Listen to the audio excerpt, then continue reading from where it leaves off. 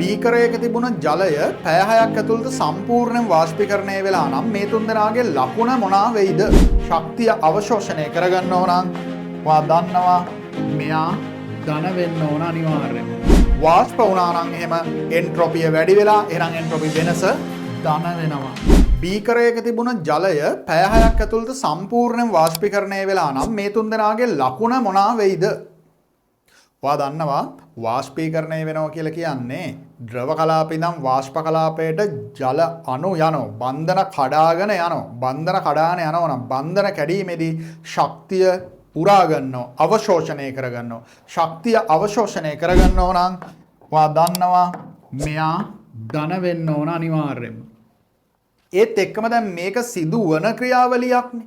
එහෙමනම් delta G ඍණ වෙන්න ඕන. සංසිද්ධ වෙන්න ඕන.